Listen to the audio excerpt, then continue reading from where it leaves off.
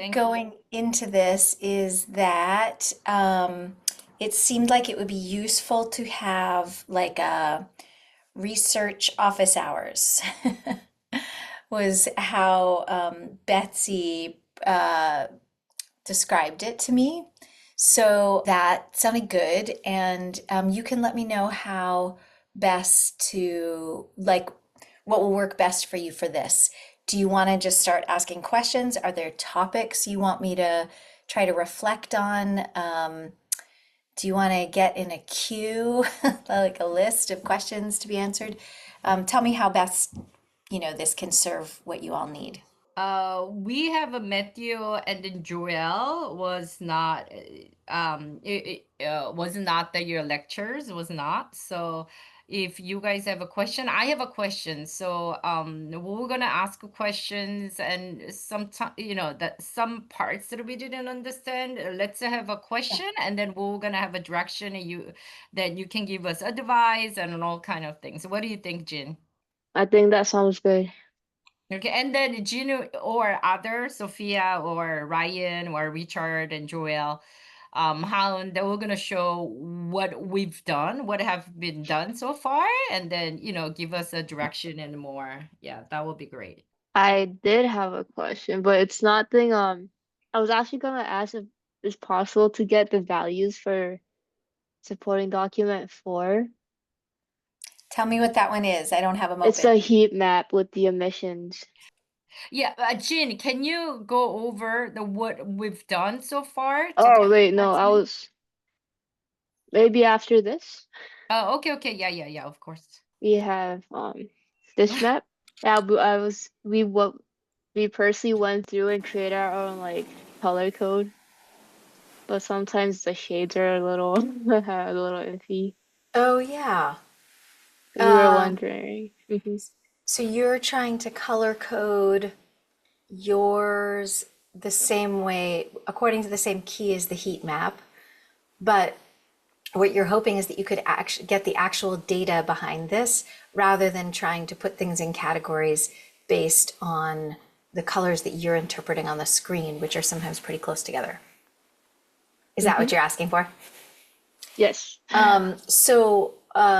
Jen, put your email in the chat, and I will connect you with the statistician, basically, who did these analyses and would have easy access to the numbers that are behind them.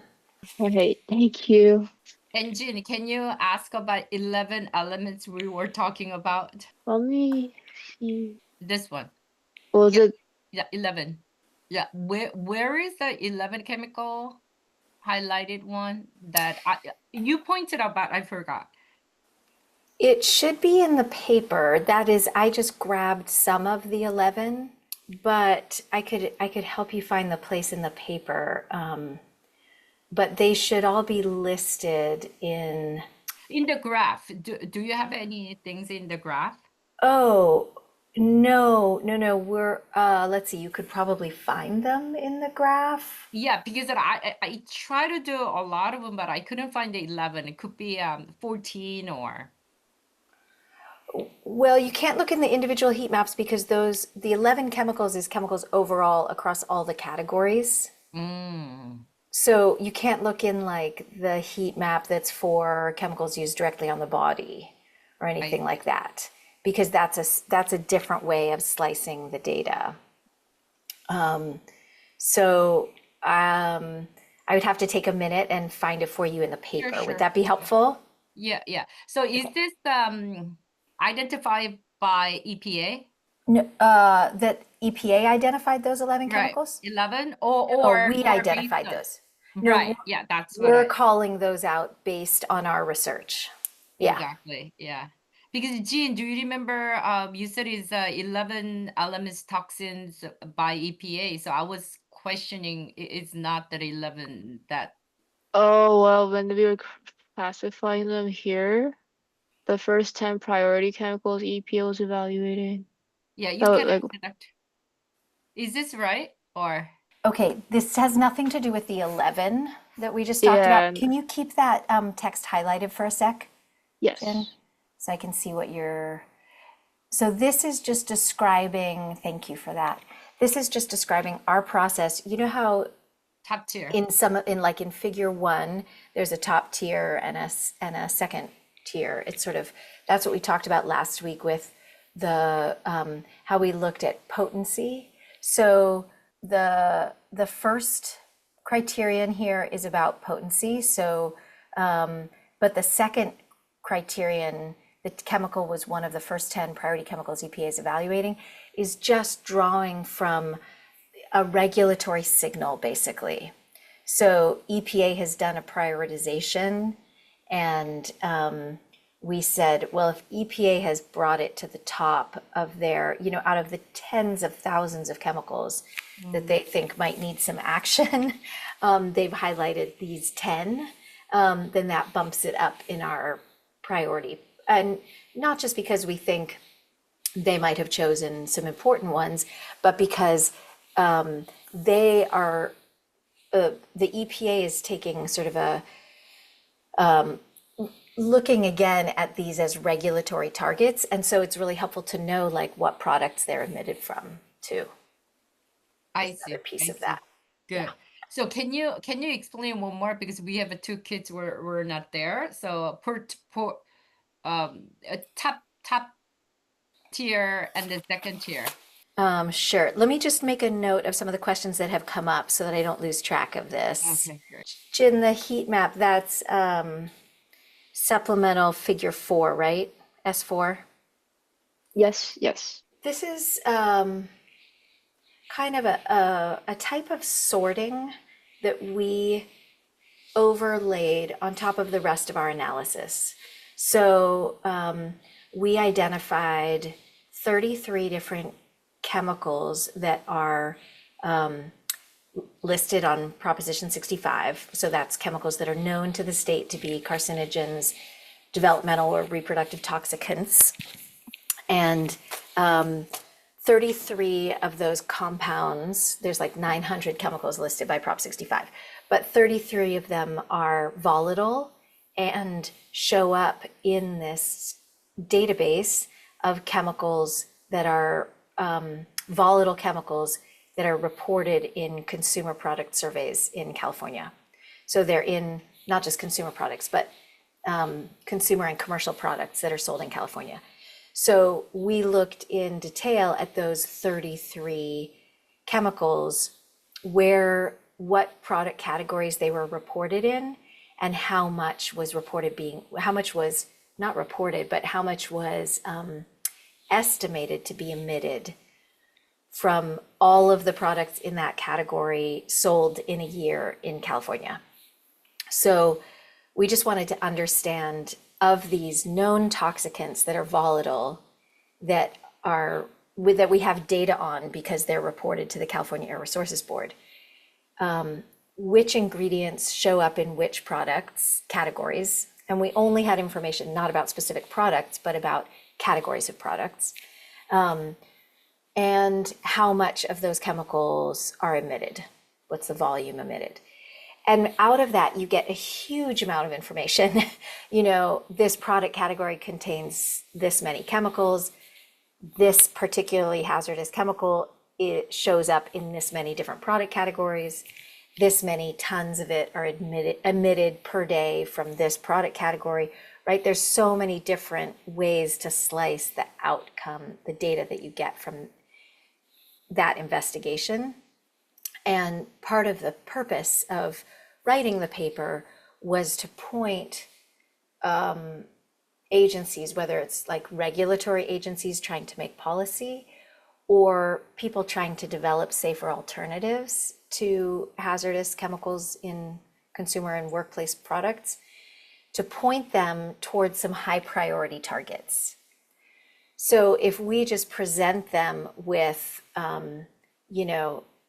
57 findings that are like, there's this bad chemical in this product category, and there's this bad chemical in that product category, and there's like 33 of those bad chemicals, and there's 100 product categories, how does anyone make sense of where to start and what to prioritize?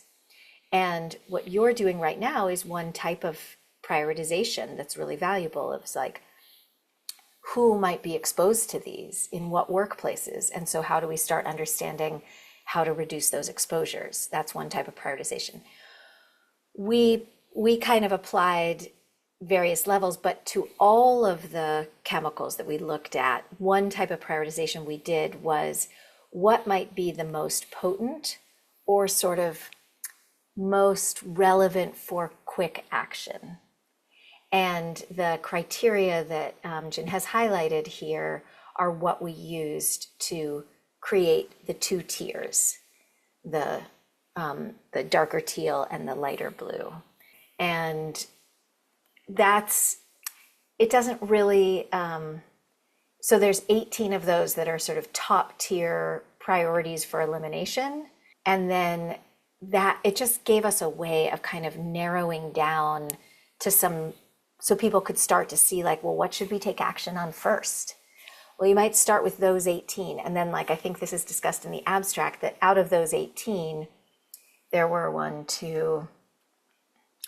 that we chose two, methylene chloride and methylpyrrolidone, that were most prevalent in products across all three population groups, like used on the body, used in workplaces, and with like high emissions and exposures to the general population.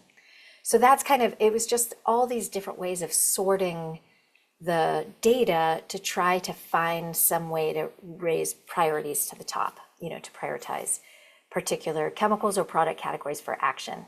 You could use different criteria. And that's part of the rationale of the paper is you publish this kind of thing so that people can see your methods and say, well, that's an interesting prioritization, but I think something else is a more relevant factor, and I want to prioritize the data in a different way. And then they can do that because we provide all the data. So that's just to describe how we did that, how we sorted all 33 chemicals into two categories of thinking of how toxic something is or how just higher priority it might be to try to identify sources of exposure and find safer alternatives. Does that help clarify that?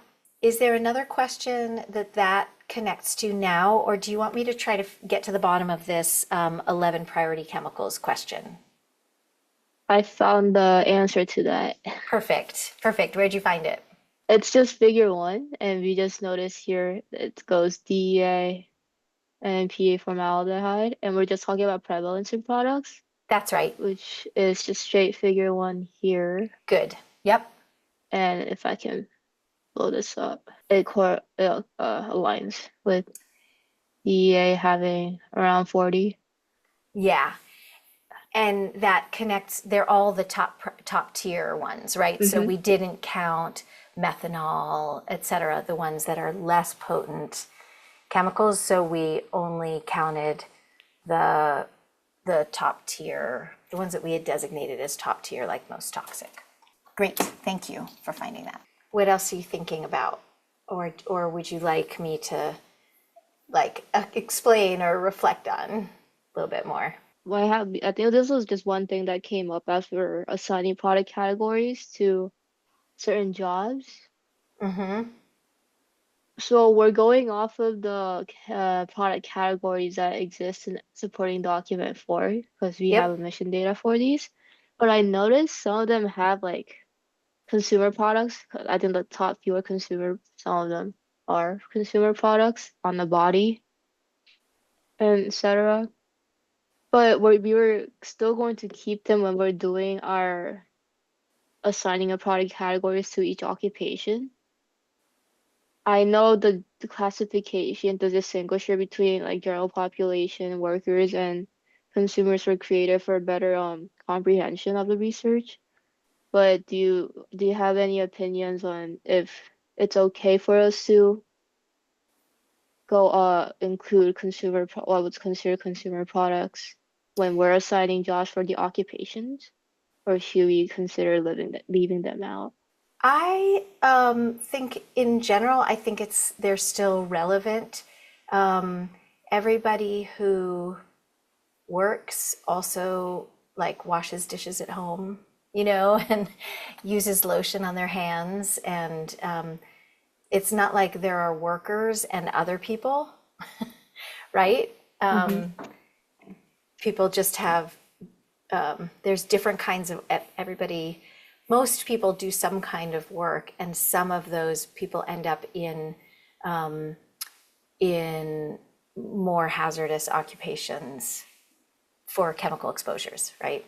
Mm-hmm. So looking at, so I'm just pulling up S4 so I can see kind of the ones that you've highlighted here at the top. Oh. A lot of these are, so you're kind of highlighting at the top, some of these are more like consumer product categories. Mm-hmm. Some were, not all of them, but Yeah. Well, I think I wouldn't necessarily agree that they all are. Like all the hair care products, anyone who works in a salon is exposed to those at much higher quantities than someone who only uses them to take care of their own hair. And the people who work in salons do it to their own hair too. Plus, they do it to someone else's hair for, 8 hours a day or something. For things like air fresheners, I would say those are kind of like a general population exposure. You all have the experience of walking into spaces that are so highly air freshened, which is such a terrible term, that it's like I get a headache instantly from walking into a place that has like the little pump air fresheners. I've gone to Airbnbs where we have to like, it's like a treasure hunt. You have to go around and find all the air fresheners and put them outside because it's so awful. So that's something that's sort of a general population exposure. But then you think about someone who, for example, I had a relative who was in a skilled nursing facility, like a nursing home. And every time I went in there, I was just blown away by the horrible smell of whether it was disinfectants or air freshener. It smelled like air freshener, or it was some kind of cleaning product that had a very strong perfume sense. And I knew what they were trying to do, which was to communicate that the place was clean. But I really felt like all I could do was close myself in my family member's room, and we would open the windows and we would keep that door closed all the time because otherwise we just had a headache and I would go home smelling of it. And all I could think of was the people who work there. I mean, there's the people who stay there, but they at least have their own rooms where they can close the door. But the people who work there and have to breathe that all the time, and the people who are doing the cleaning and applying it.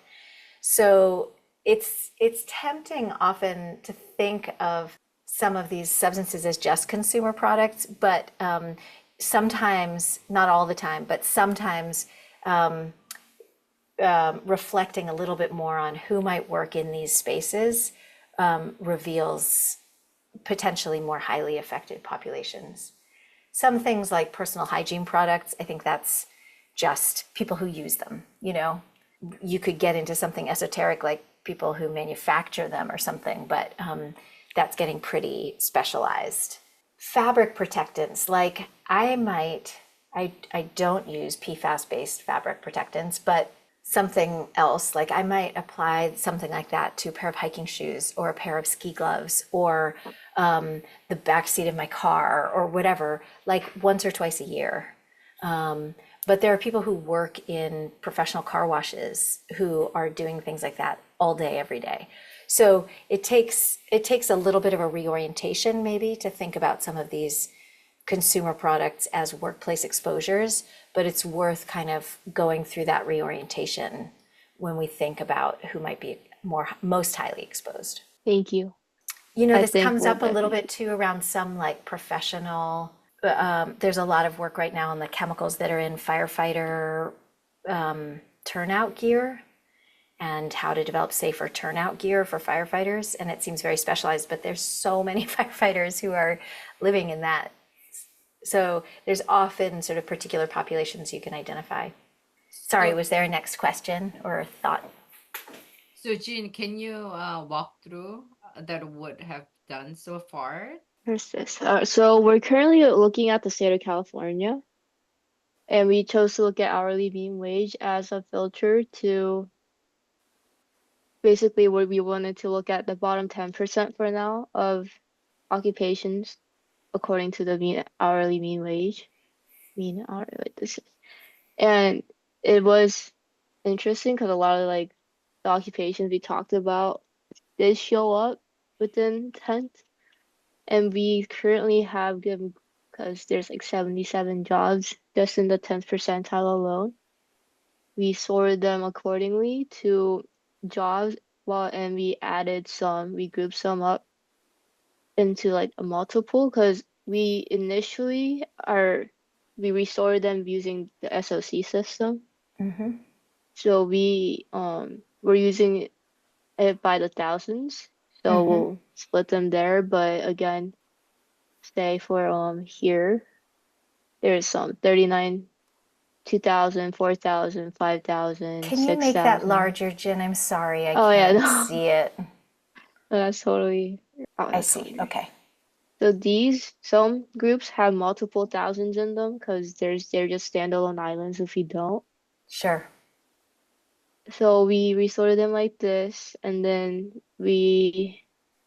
for each job, we went in and took the we assigned whatever product categories we might think is exposed by this occupation for all the 77, and we got the emission values from S4. And we're only looking at top tier chemicals, so we're not looking into the secondary tier. Once we did this, we are currently at this state. We're looking at some metrics that we can look at, and that one of the metrics we're looking at is total emission for each group, because right, we only had total emissions per occupation. So we just brought them back together by group, and also for each group, we're looking at the frequency of the top tier chemicals. And that's where we're at now, but we also have a side committee that we're meeting tomorrow, sometime this week, to finish going over a third of the jobs where we're all gonna on our own, assign some product categories and just discuss for consensus. I actually had a quick question. We the way we chose the jobs for the committee members to look at, we just went by threes for these jobs. Is this, I want to say unbiased, but is this reasonable? Because we thought of using a random number generator. You mean how you assigned them? Will you say again? I interpreted that as how you assigned them to people, to students, to like look up stuff about them, but I think maybe I misunderstood. No, so it was slight misunderstanding, but we went off by thirds of the groups of the jobs that are available here, and noted that they're already sorted into their 31s, 33s, these groups. But what we did is we went off by threes to assign the jobs for the committee members to look at for a consensus. So we were just like, our intent was to pick random jobs to make sure to use it as a subset of a population of jobs to see if like everything looked okay or reasonable. I see. You're just doing kind of a check of the reasonableness of your Yes. analysis, and you're taking kind of a random selection of your analyses to check. Yes. Is that the idea? And you're wondering if that's a reason, if counting off by threes is kind of a reasonable way to do it. Yes. It sounds okay to me. What you're basically saying is we want to check a third of our data, right? Hmm. We're going to run checks on a third of our data. And as long as there wasn't anything systematic in how you originally listed in the original order of the jobs, then choosing every third will be random, as long as the original order was random. If there's something systematic about how you listed them, then it won't be random, but it'll be Right. comprehensive, right? It wouldn't be random, but it would be comprehensive in that it would span the range. So I think it's okay unless, is there some kind of systematic error that you think you might miss? Dr. So Schwartzman, there is spreadsheets you can see. So I just put it in the chat? Yes, thank you. I've opened them. Thank you for that, Okay. Daisy. Oh, But well, there in might be terms of some how you've populated this, mm-hmm. yeah, yes, you were about to say, sorry. No, those like we did already group them into their groups and then went off by threes. Hmm. But my one of the counter argument I had for myself was that this kind of guarantees we get one job from each group, roughly. So I was at like a crossroads. I wasn't too sure if one was right or not. It seems like a reasonable approach. If it's sort of like we don't have the person hours to check everything, and we want to check to make sure we're not finding recurrent errors that would say we have some bigger problem going on, that seems like a reasonable approach. That just lessens my worries a bit. Good. And yes, so this is where we're at. This is just a legend we did. We went further to distinguish which product categories did not have any priority first tier chemicals, but that was just something we also did. And we're currently at the state where we went out, we ended this our last meeting with hoping to bring together the data to look at our group emissions and the chemical frequency of each group. And I yes, that's it. Yeah, I think this is super cool. I like some of the choices that you've made about starting with the lowest mean hourly wages, just to say you figure those are some of the people with the least agency in their work and without the economic means to refuse unsafe work or otherwise have a say, they're probably least likely to be unionized workers. So I like that choice you've made. Just it would be interesting to do with more workers, but you're like limited with the person hours that you have to do it. So if you're going to make a selection, that's an interesting one to do. And the one potential weakness I see, the weak link in this, as I understand it, like from the incomplete understanding I have of what you've done so far, is in the pairing of exposures to occupations.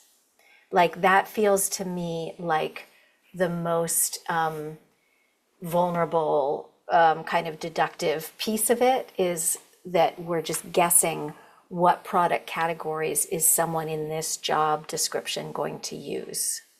Am I right that that's how you did it? You just sort of Yes. tried to think about it. We made very heavy assumptions. Yeah, yeah. Hmm. And I think that's okay. It's certainly a way that things are done. Like I told you, when we did the dividing product categories into like frequently used on the body or routinely used in the home versus specialty use in the home and occupational exposures, we did the same thing. We looked at the product categories and thought, where would this be used? It's just sort of a reasonability check based on someone who lives in this country and is in our economic system and trying to make some guesses about it. And I think I told you how we did that is three of us did those ratings on our own, and then we compared the results. And anything where we disagreed, we had a conversation about it and resolved and kind of came to an agreement about it.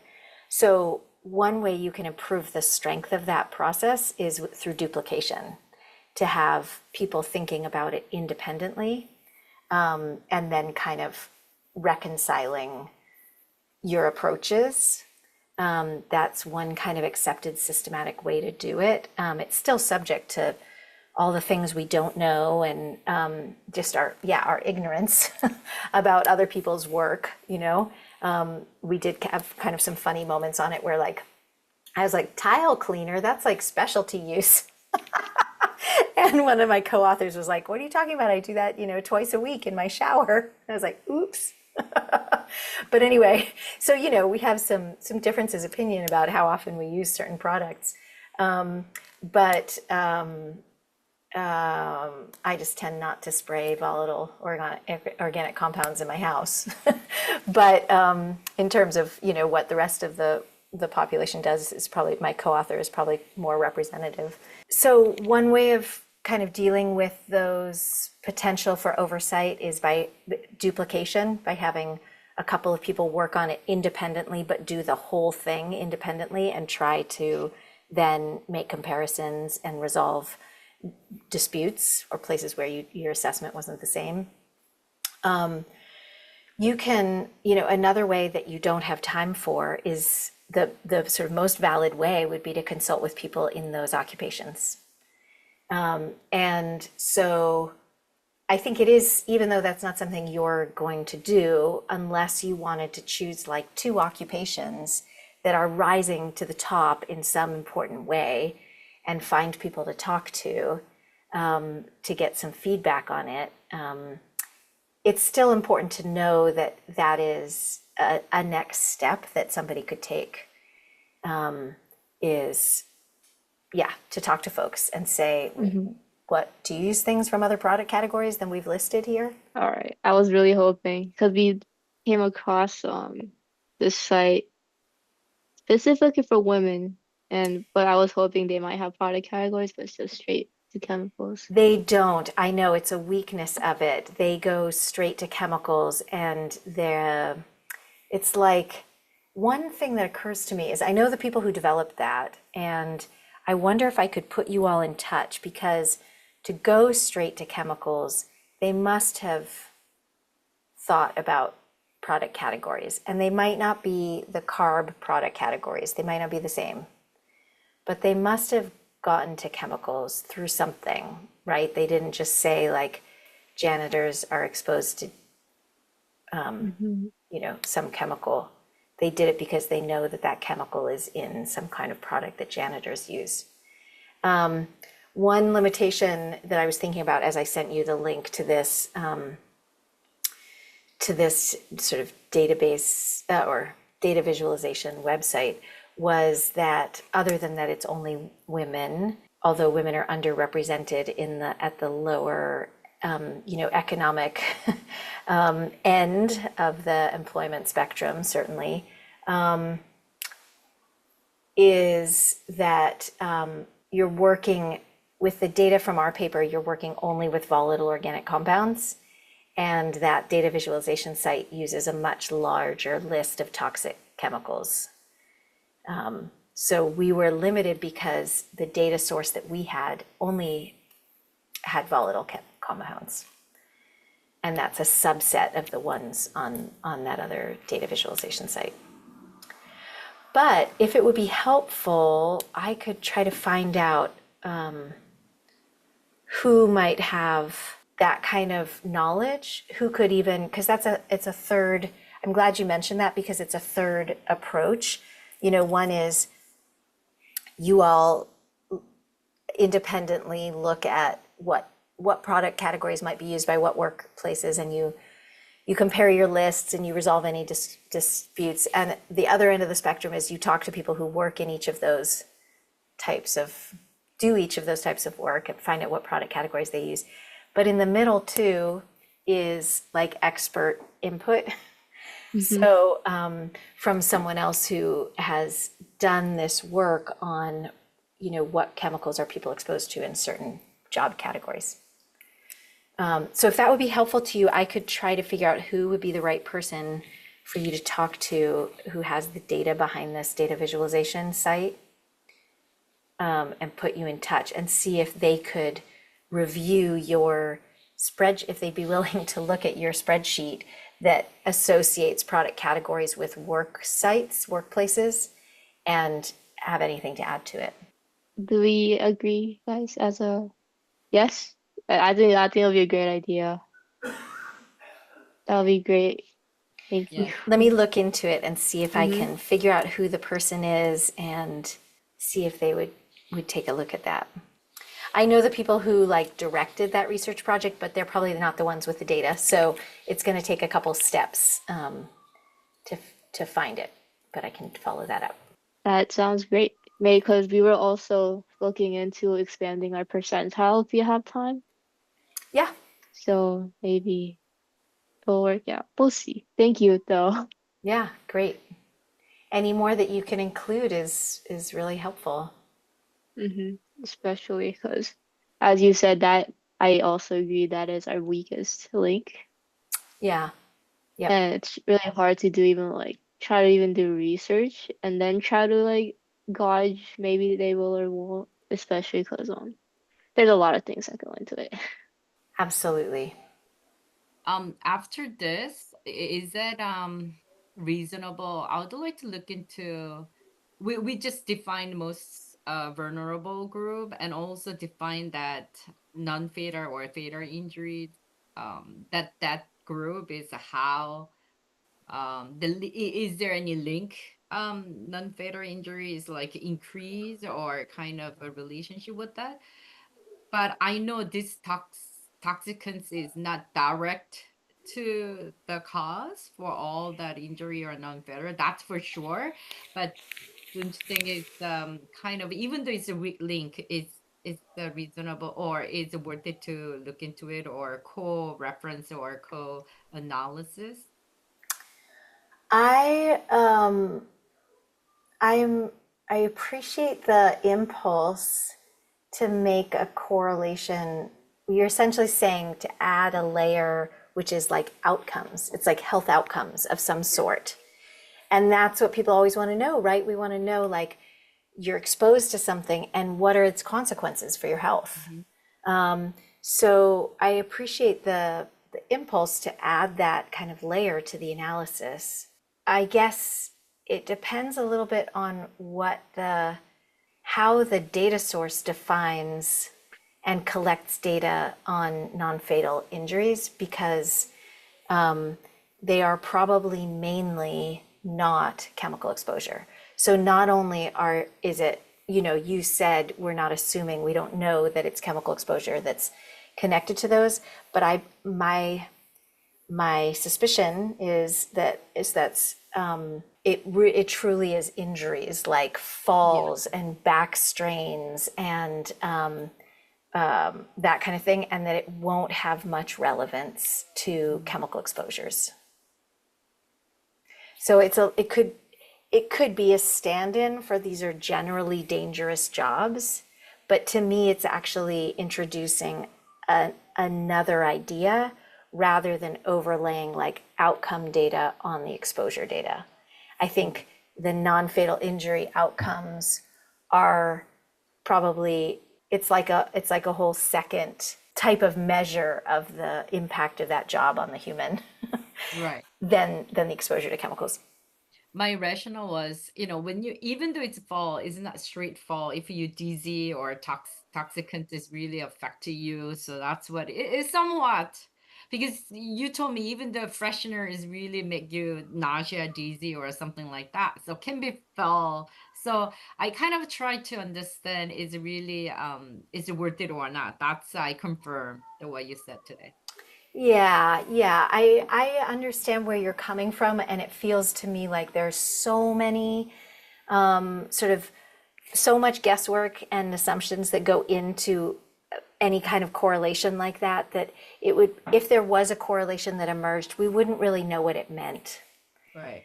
Other than that, probably these are in general less safe occupations, but we don't know why. We wouldn't know why from it. Then how about this? We are doing California, and then how about we're gonna do like large city like a California, New York, because they're most kind of a metro. There are a lot of condensed population. So how about California, New York, and then we're gonna see look into it their public policy regulation because I know that California the pop 65 is only California, but is there anything like in New York or something? After we did, we would like to see how we're gonna improve it, how we're gonna, dissect what is the next one, and then you know what I'm saying. Yes, tell me what you were trying to compare between California and New York. Because we would like to see a policy or regulations to compare. Regarding what? Regarding workplace We, safety or chemicals in products or? Like what kind of policy or regulation? I am not sure. We didn't there yet, but like a Pop 65 kind of things, is there any things that other states?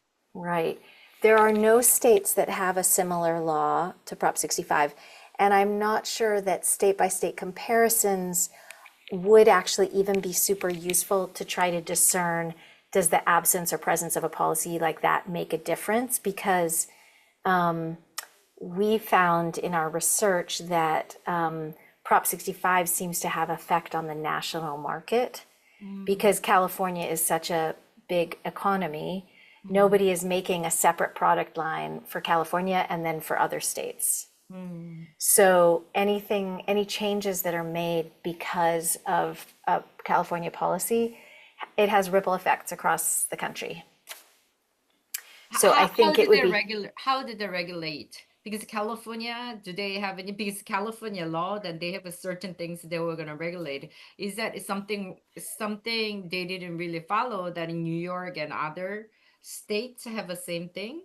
are you talking specifically about Prop 65? Right. Well, No then, other states have something like Prop 65, and no one else is subject to Prop 65, as in Prop 65 is only relevant in the state of California. It's not a law anywhere else.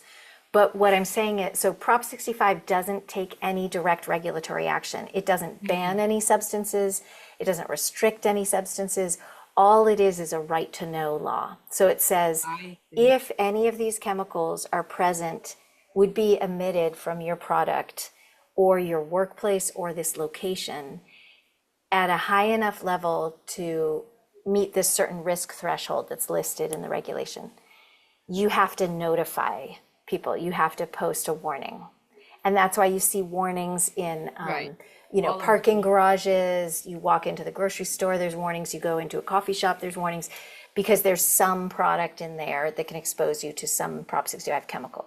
So what we've seen in our research, and I could, if you give me a minute, I'll drop a link to the paper in the chat, is that one of my colleagues who was working on this project interviewed a bunch of different business leaders and asked them how they respond to the Prop 65 list when a new chemical gets added, or if they're, how do they use the list?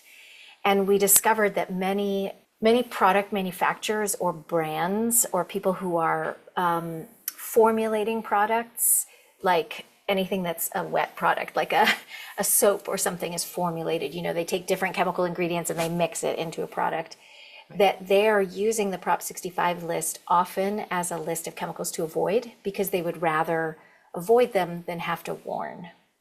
Because if they have those chemicals in them and they don't warn, they're subject to lawsuits.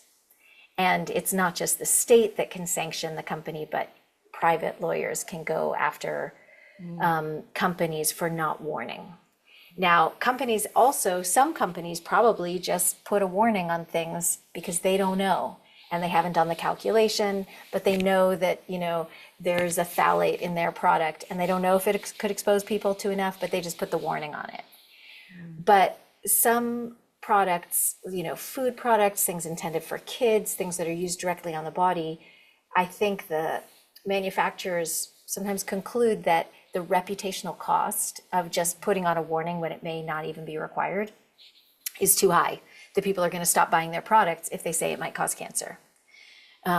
So they do actually kind of quietly behind the scenes avoid putting certain chemicals in their products or try to reformulate their product to avoid a Prop 65 chemical. So then what we saw is that because those businesses told us, and we also saw it in biomonitoring data, that any changes they make because of Prop 65, they make to all their products. They don't make a, less toxic version to sell in California. So even though the law is only in California and no one else is subject to it and no one else has a law like it, and it doesn't actually even regulate or restrict anything, it still seems to affect the product composition for the whole country.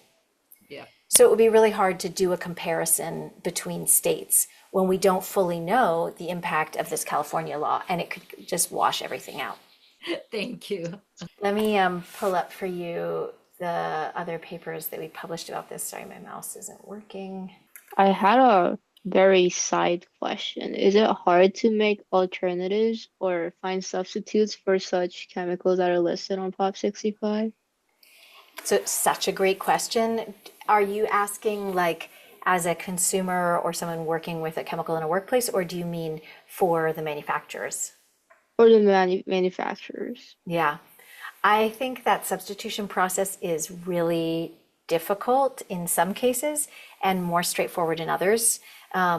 Sometimes, for example, if you're trying to replace a solvent, there might be a safer solvent and you can do a one-to-one just drop-in replacement. Sometimes there's things like, well, we're using one kind of preservative antimicrobial and there's a safer antimicrobial we could just drop in instead. More often than not, I think when you change one ingredient, sometimes the requirements of the manufacturing process make that change super complex. And, it'll change the viscosity of the formulation, or it'll change something about how well it performs, like a soap won't suds as well, or it changes the color of it, or something like that, where, there's the complexity of the formulation and you change one piece and it can throw the rest off. There's that issue. And so I've never done that kind of formulation, but I know from talking to the people in the field who are trying to make alternatives happen more readily, that it is a really difficult and costly part of being a product manufacturer. But I think the bigger picture, well, and also no one's out there just like generating a bunch of safer alternatives willy-nilly, and partly that's because of the bigger picture that I wanted to mention, which is that there isn't a lot of regulatory stimulus. There isn't a lot of regulatory rationale for developing safer alternatives. So, for example, if you want to use a super toxic solvent, it doesn't cost your company any more than using a safer solvent, because nobody has put like a regulatory price on it. Like if the government decided for every pound of this toxic solvent you use, you have to pay $1,000 because of the toxic management fees or something, that would put a price on that substance, and it would make potentially safer alternatives cheaper. I mean, this is the way that subsidies are used as economic, as like market signals, right? The government essentially like puts a price on the thing that they want to decrease the use of. And that kind of policy doesn't exist. It exists in some tiny slices where we see how effective it could be. So perchloroethylene is the chemical that was just really widely used in dry cleaning. And you all are probably too young to recognize that smell, but I know Daisy knows what I'm talking about with the smell of dry cleaning. It's a very toxic chemical, and it was horrible for workers. It's probably bad to go in and pick up your dry cleaning. It was in the apartments. People who lived above dry cleaners were excessively exposed to this carcinogen that was used as, it's a really effective solvent. It got stains out of clothes really easily. California put a price on perchloroethylene. There were safer alternatives had been developed, which was like a wet cleaning method for things that required dry cleaning, but it was water-based, but they were just treated really gently and it worked. And but it was really expensive for all these individual dry cleaners, which are generally very small family-owned businesses, right? A few employees. And really expensive for them to buy, millions of dollars of equipment to change over their whole process. It wasn't just like, oh, we go from buying this detergent to buying this detergent and now it's all good. It's like required new machinery and everything, new equipment. So California put a price on perchloroethylene, And they said, as of this date, and they give the industry a warning, as of this date, anybody who sells perchloroethylene in the state, you have to pay X amount per pound that you sell or import or whatever. And that went into a fund. And then they gave grants to dry cleaners to transition to wet cleaning methods. And then cities like San Francisco sent people out to all the neighborhoods and went to all the dry cleaners and gave them information about the toxics, the hazardous chemicals that were in the technologies that they were using, how to apply for grants to make the transition to the wet or the benefits of the wet cleaning methods, and how to get grants to make that transition. So there are ways to do it. There's these examples of places like sectors where it's been done to show how those kinds of market signals can be effective. But you see how multiple of them have to come together. There has to be a safer alternative. You have to put a price on the hazardous thing that you're trying to get rid of, and you have to make it possible for people to make the transition. So those three things have to be in place. And in my opinion, it's really a role for government.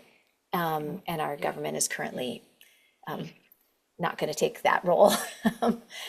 But it's really hard for just an individual dry cleaner would not be able to afford to just say, I'm going to do the safer thing just because I want to, because perchloroethylene would be really cheap, and the alternative is they have to spend millions of dollars and change out all their equipment and get this safer method. And who's going to help them do that? So there are a lot of hurdles, and I think there's also solutions, but it takes political will. The solutions take political will. It has to be very much like a large scale thing. All right. That's what I I did think initially when I was thinking about how like soda brands, Yeah. they made like all these alternative sugars and sweeteners, and it worked somehow. And I was just like, was that like a miracle for these companies to do it, or like how? So yeah. Well, I think they saw a market. So, there was kind of increasing awareness of the health dangers of sugar. And so there was an economic market to fill. If we similarly had a lot of awareness about the health hazards of the chemicals in our products, there would be a market for safer alternatives, but also a big difference. Can you think of what makes those two markets different? When you buy a soda versus when you buy, say, an air freshener, what's the difference, critical difference in those two types of products? I would say the size of the audience. The size of the audience could be, it's not the difference I'm looking for. How much information do you have available to you about what's in the soda versus what's in the air freshener? Oh, it's much easier on the sodas. You have all the ingredients listed. You have a nutritional information label that tells you, here's the things we think are really important: the sugar content, the sodium content, and it lists those all out, the calorie content. It lists them all out so you can make comparisons and you can see the impact. You pick up a bottle of air freshener, you have no idea what is in that product. You have no idea what's in it. So even if you did know what was hazardous and you wanted to avoid it, you couldn't even do it. That is very, very true. I just got rid of, I found a bag that had come with our refrigerator when we got our refrigerator, whatever it was, 5-10 years ago. And it was like 3 different products, spray products. One was like a polisher. They weren't even like general purpose cleaners. There was like a polish and an anti-fingerprints thing and an anti-dust thing or whatever. And I'm just looking at, like, one's blue, one's pink, and one's like silver. And they say nothing on them about what's in them. They just say what they're used for, and they're spray bottles. And I was like, I don't know. They smell terrible. I don't know what to do with them. I have to send them to household hazardous waste to get rid of them. I can't even just like dump them in the trash. I had no information about what was in them. So as a consumer who would want to express my preference in the market for safer alternatives, it's really hard to do. Sorry to end on that note. No, so our research will be good, right? We're going to Yes. just identify all that, especially that workers, very vulnerable workers. So, Yeah, anything that kind of gets the information out about who might be exposed to what is a huge service. It's great. It's great what you're doing. yeah, I'll I think follow up with these. I have a couple of tasks after we get off. great, great. Thank you, Dr. Schwartzman. We'll Of we'll course. contact you if anything that we comes up, the more question, we're gonna send you a email. Great. I am here through this week, but then I will be off out of like cell range and all of that. And Okay. away in the mountains next week. So if you send anything this week, I'll try to take a look. But then I'm offline for a bit. Okay, great. No problem. Thank you. Take Thank you so care. much. Thank you. Thanks for the questions.